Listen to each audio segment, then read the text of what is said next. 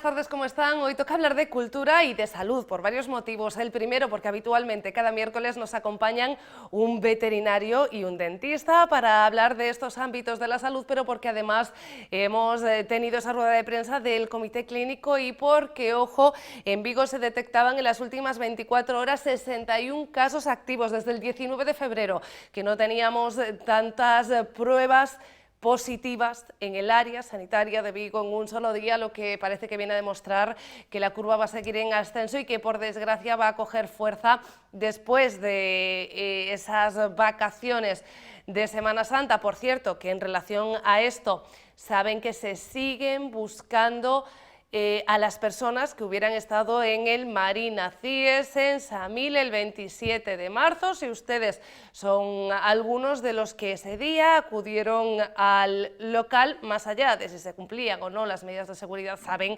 que hay un brote creciente. En las últimas horas se confirmaban al menos 21 casos relacionados con este foco y que se sigue buscando a esas personas que acudían ese día para realizarles una PCR, para que ellas se queden tranquilas y en caso de que den positivo, para intentar evitar que sigan contagiando a más gente. Yo les recuerdo que hay 3 números de teléfono habilitados y que en nuestra página web en www.radiovigo.com pueden acceder a él. Por lo pronto, vistos los datos, esta semana ya asumíamos, y lo confirmaba el Comité Clínico, que no iba a haber apertura de limitaciones en el área sanitaria de Vigo ni en general en Galicia. Si hay un pequeño cambio de concellos, Baiona pasa del nivel alto al nivel medio, será a partir de este viernes, aquí al Comité Clínico.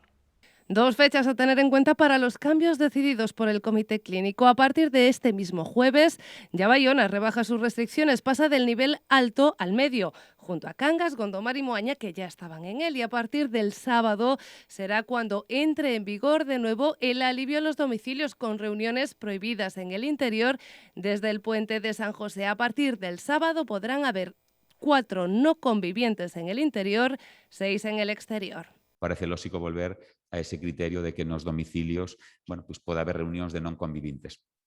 O de poñer o número de 4 ou de 6 bueno, facelo en coherencia co que está feito nas áreas públicas. Pois no interior dun bar podemos reunirnos 4 persoas non convivintes, parece lógico trasladalo tamén ao domicilio, ao menos que se sea o mesmo, non? Y aunque para Vigo no hay más medidas específicas, ha pasado a liderar el ranking de incidencia en las ciudades. De media en Galicia, la situación es de estabilidad. La incidencia es de 64 casos, no así en el área, ya con 94 casos por cada 100.000 habitantes, y en Vigo ciudad algo superior. Ronda os 100, neste caso 112 a 14, se multiplicamos por 2, bueno, pues vai caminando pouco a pouco, a ritmo lento, é certo, pero vai pouco a pouco. A tendencia é chegar aos 150. Si Vigo chegar aos 150, aplicaríase as restriccións establecidas para aquelas cidades de máis de 20.000 habitantes que chegan a 150. Traballaremos xunto coa área sanitaria de Vigo para que isto non suceda, intensificando os cribados. De nuevo, el Comité Clínico pedía responsabilidad mientras no se consiga acelerar el proceso de vacunación sobre la mascarilla y el debate en el Comité Interterritorial. Galicia defenderá el uso de mascarilla en el deporte, pero no tomando el sol en la playa. Te lo decíamos ya hace unos días, hace un par de semanas, regresa el terraceo a la terraza del Mar de Vigo, además con una programación ampliada que va a comenzar ya en el mes de mayo, y Emilia Rial nos trae esas primeras propuestas de esta edición. El Festival Terraceo regresa a Vigo el 1 de mayo y ya cuenta con 16 artistas confirmados hasta el 9 de julio, entre los que se encuentran Taburete, Andrés Suárez, Carlos Adnes o los locales O Resentidos y The Soul Jacket. Pero la lista seguirá creciendo los próximos días, ya que el evento se prolongará todo el verano. Es el festival de España que cuenta con más artistas. Esto no es un tema cualquiera. Es decir, nos movemos en el ámbito de toda España y con este dato tan singular, ¿verdad? El festival con más artistas que se celebra en toda España. Se generaron bastantes empleos, un número importante de movilización hotelera, e incluso hizo que un número importante de periodistas, en torno a 220, se acreditaran. Los conciertos tendrán lugar a las 8 de la tarde en la terraza del Auditorio Mar de Vigo, coincidiendo con el atardecer, y las entradas podrán comprarse desde hoy mismo en teuticket.com con un descuento para titulares Pas Vigo. Programación cultural a golpe de miércoles, pero también, como es habitual este día en Plató Abierto, salud, en este caso veterinaria, con Marcos Fernández. Marcos, ¿qué tal? Muy buenas tardes. Buenas tardes, María. Bien. Que el otro día te cogíamos en medio de citas y recién salido de una operación de un cachorrito con una hernia. Prometíamos preguntar cómo iba, cómo está, cómo evoluciona. Bien. Ya era Dobby, creo recordar, y ya han pasado 2 semanas y el perro está perfectamente recuperado de una cirugía de una hernia inguinal, poco común en esas edades, pero que se recuperó muy bien. Que no te lo preguntaba el otro día, ¿la recuperación de este tipo de operaciones son así de rápidas, como en este caso, en el caso de este cachorro, o es porque era pequeña? Bueno, depende obviamente del tipo de intervención, pero en general las intervenciones de tejidos blandos, salvo que sean cosas graves, sí que se suelen recuperar mucho más rápido de lo que estamos habituados nosotros, ¿no? Pensemos, por ejemplo, en cuando una mujer se hace una cesárea y luego tiene una recuperación que le lleva varias semanas, y muchas veces en una perra el mismo procedimiento, pues a los 2 días prácticamente parece que no ha pasado por quirófano, ¿no? Oye, tengo unas fotografías por ahí que están intentando recuperar. Después te pregunto por otro tipo de operaciones y qué le ha pasado a Nata con su pelota. Enseguida lo hablamos, pero antes, estamos en primavera y lo cierto es que llevamos unos cuantos días, casi 2 semanas, aunque el viernes parece que va a volver a llover, con temperaturas muy elevadas, y parece que este va a ser el pronóstico para esta primavera-verano, que vamos a tener temperaturas más habituales, más elevadas de lo habitual. ¿Esto influye en el comportamiento o incluso en la salud de nuestras mascotas? Sí, obviamente, igual que influye en la nuestra, influye también en las de nuestras mascotas, y sobre todo influye porque es una época del año en la que con estas temperaturas un poco más altas de lo habitual empezamos a ver un montón de parásitos externos, y de hecho ahora mismo en consulta acabamos de, pues en uno de nuestros pacientes, encontrar varias garrapatas, por ejemplo, ¿no? Y hay que recordar que estos parásitos externos en nuestra zona son transmisores de muchas enfermedades, algunas de ellas muy graves, y que la forma de prevención es evitar que mi perro tenga garrapatas, ¿no? Otro parásito externo muy habitual, las pulgas, pues empezamos a ver también muchos problemas por pulgas, y la picadura de la pulga es una causa muy común, por ejemplo, de alergia en el perro o en el gato, ¿no? Y a veces nos encontramos con pulgas en perros o en gatos que viven de forma urbana en un piso, que un gato que no sale prácticamente a la calle, y aún así tenemos pulgas. Con lo cual, con estas temperaturas y una humedad bastante alta que siempre tenemos en la zona de las Rías Baixas, es una zona donde los parásitos externos en esta época hay que estar muy pendientes. Oye, y también estamos pendientes, aunque sí, efectivamente, hemos llegado a los 24, 25, ojo, 27 grados la semana pasada en algunos puntos del área metropolitana, los golpes de calor que les puedan afectar también. Sí, sobre todo en razas predispuestas o en animales a lo mejor que tengan alguna otra patología, ¿no? Pues pensemos en animales mayores con problemas cardíacos, con problemas respiratorios, son más sensibles a estos días en los que hace demasiado calor, o cachorros, como hablábamos antes de Dobby, ¿no? El cachorro operado, bueno, pues que también termorregulan de forma diferente y que pueden tener más problemas asociados. O sea que siempre mucho cuidado en estos días, aunque aún estemos en primavera, con dejar nuestros perros en sitios donde se concentre el calor. Pensemos en un coche, es muy peligroso estar dentro del coche al sol durante tan solo unos minutos, ¿no? ¿Se pueden agravar también las alergias por el aumento de las temperaturas o aparecer antes? Sí, de hecho es una época en la que muchos pacientes que son alérgicos y que tienen una enfermedad, sabemos que la alergia es una enfermedad más o menos crónica, ¿no? Para ese paciente, en esta época del año muchos entran en brote. Lo mismo nos pasa a veces a las personas alérgicas, que de repente en esta época tenemos algún brote de nuestra dermatitis atópica o de nuestra rinitis o conjuntivitis. Pues al perro o al gato le va a pasar más o menos lo mismo, ¿no? El tratamiento es similar. Yo te lo voy preguntando, no sé si es un tema muy amplio como para tratar ahora, pero ¿es tratamiento similar al de los humanos? ¿Hay algún tipo de medicación que les podamos ir dando?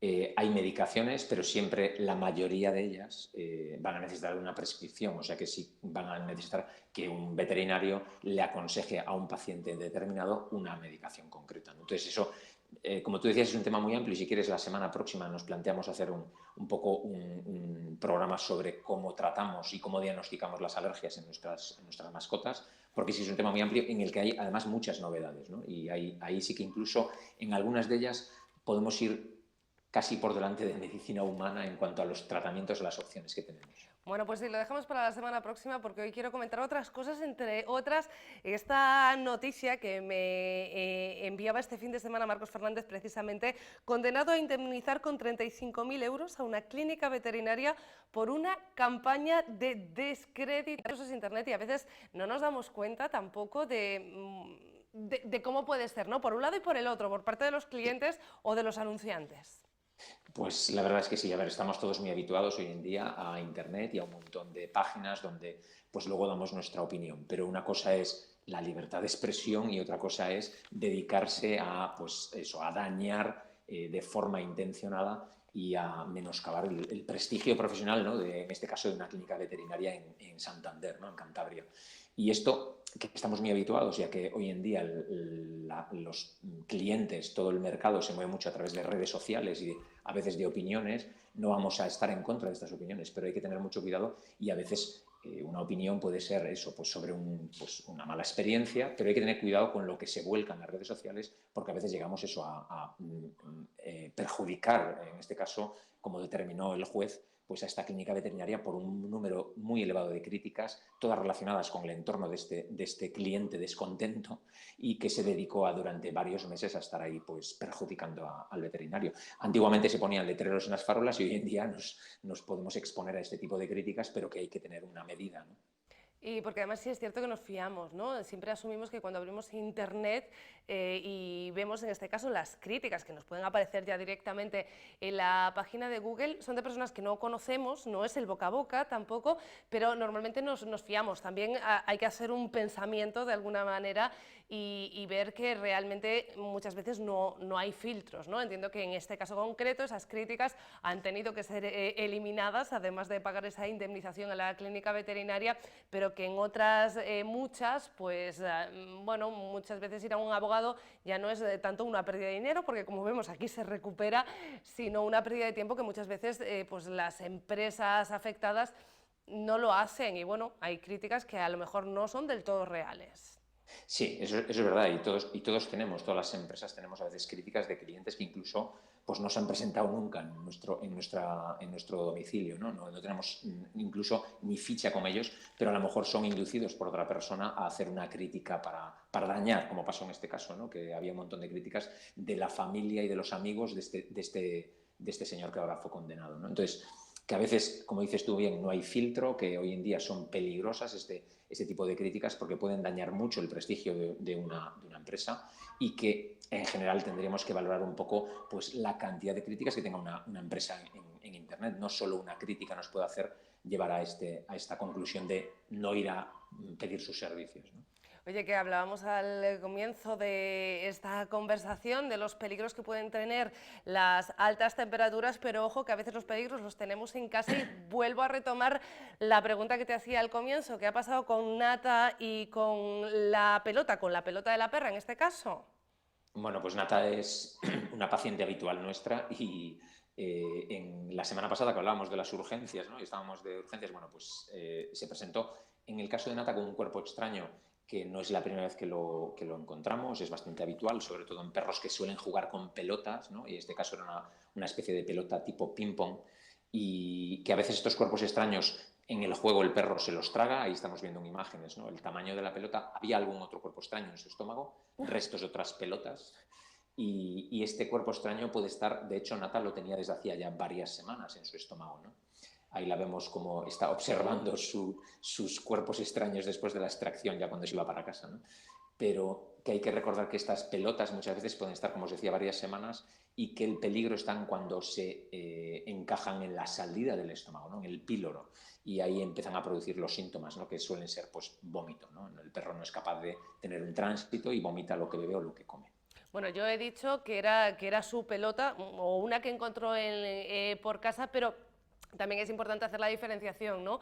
Que para dar de jugar, más allá de que los perros luego busquen, rebusquen y encuentren donde no creemos que estén las cosas, para darles objetos para jugar, intentemos que sean los adecuados, y ya para eso, pues en las clínicas veterinarias y otros centros especializados tenéis objetos que se adaptan a las necesidades de los animales y sobre todo que evitan este tipo de peligros.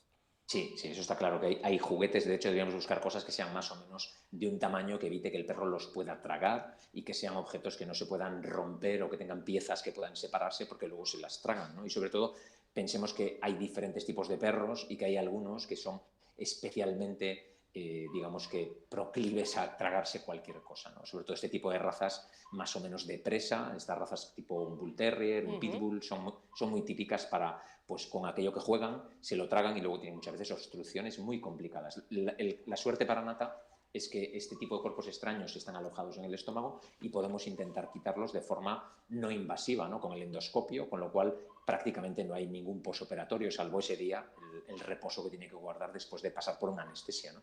Pero no tiene ningún posoperatorio como si a veces pasa cuando hacemos una cirugía más agresiva, ¿no? La vemos ahí que está estupenda. Yo creo que lo que estaba deseando era volver a jugar con la Sí, con la pelota. La pelota. estaba mirando fijamente, como quien ahora que ya estoy bien, vamos allá. Marcos, seguimos hablando, si te parece, el próximo miércoles. Por cierto, que vi que yo te deseaba una guardia tranquila durante la Semana Santa, no fue así al final, ¿no?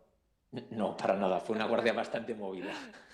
Bueno, pues con que todos los casos hayan salido bien, nos conformamos y con tenerte aquí. Eso, lo que decía, el próximo miércoles, ¿te parece?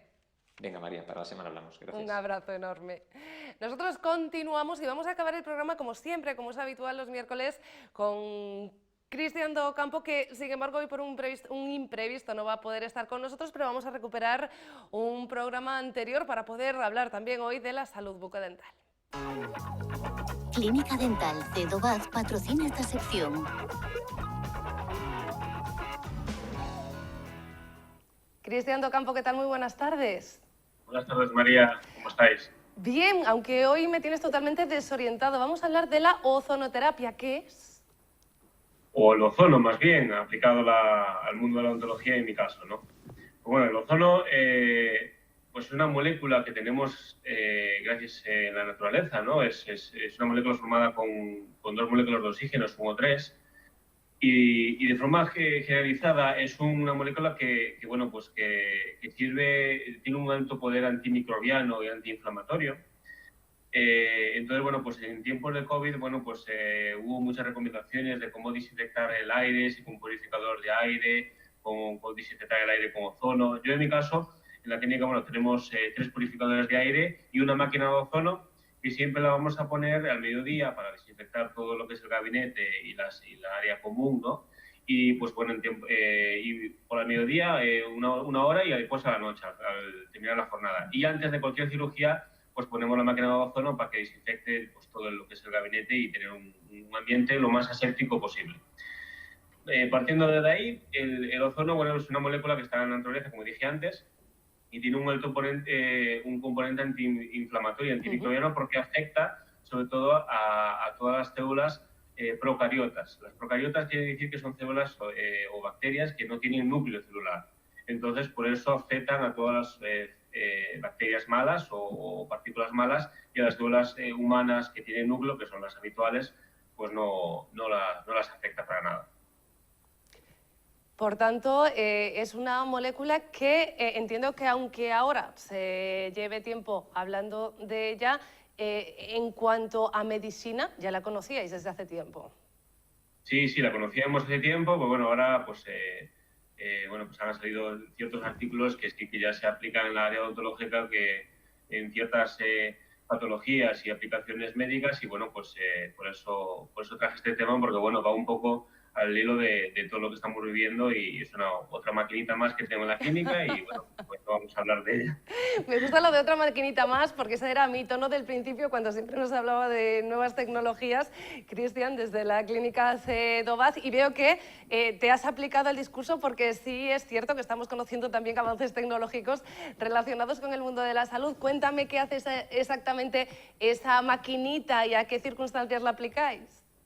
Pues bueno, podemos aplicarla de forma como un gas o agua ozinizada, es decir, la máquina pues nos puede producir agua con ozono, en lo cual, bueno, pues se puede usarlo como yo a veces le digo al paciente. A los pacientes me vienen, ay, Cristian, vengo a coger agua del manantial. Llaman aquí porque, bueno, vienen con sus botellitas y llevan agua ozinizada pues para usar como un colutorio desinfectante. Por ejemplo, en pacientes que tienen una caries, pues bueno, podemos desinfectar esa zona si es una caries muy profunda y cerca del nervio pues la desinfectamos muy bien porque, bueno, pues su efecto antimicrobiano pues es un efecto anticaries importante. Por ejemplo, para pacientes que tienen enfermedad periodontal, pues introducimos la cánula en forma de gas y desinfectamos todas las bolsas periodontales y se nota una mejoría impresionante en esos pacientes que ya le cortan el sangrado y le desinflama las encías. Después, por ejemplo, en pacientes que llevan un tratamiento de ortodoncia, pues antes de pegarle sus braques, pues le descontaminamos las superficies dentarias y hay estudios que demuestran que tiene un alto poder de adhesión o aumenta la adhesión del bracket en el diente, entonces, bueno, pues hay menos posibles complicaciones del despegamiento de brackets.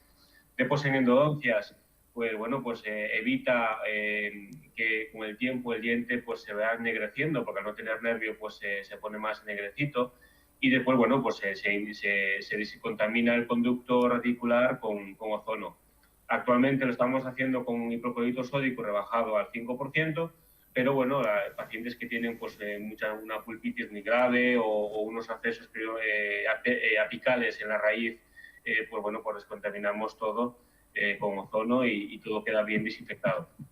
Cristian, yo conocía el ozono en aplicación dermatológica, en cremas, sobre todo para pieles atópicas, precisamente por ese efecto antiinflamatorio. Ahora tú me dirás si es cosa mía, pero a mí me da la impresión de que tiene, igual simplemente son este tipo de cremas, un olor peculiar, no demasiado agradable. ¿Eso vosotros lo habéis solucionado o simplemente es impresión mía?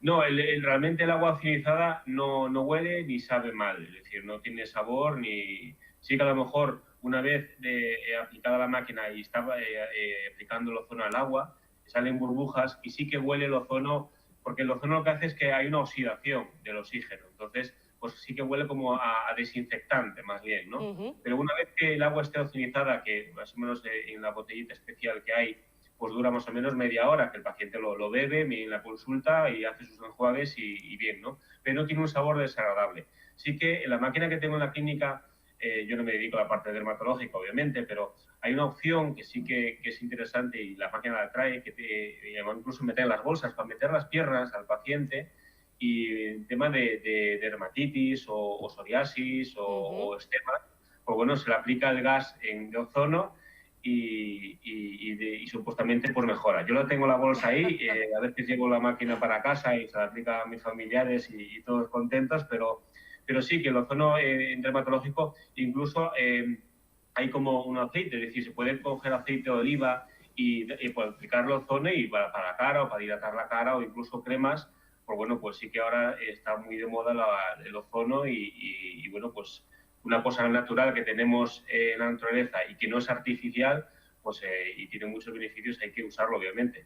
Bueno, y lo del olor tampoco tiene que ser una trampa porque que funcione la pituitaria en esta época es bueno, es buena señal, sería de lo contrario un síntoma de COVID, que es lo que no queremos en esta época y durante los próximos meses. Cris, que no los próximos meses, el próximo miércoles te quiero aquí hablándonos de más salud bucodental. Muy bien, pues aquí estaremos para todos. Y todas las maquinitas son bienvenidas, ya lo sabes. Vale. Señoras, señores, a ustedes los quiero aquí también a la misma hora, entre las 2:30 y las 3 en Plato Abierto. Un beso.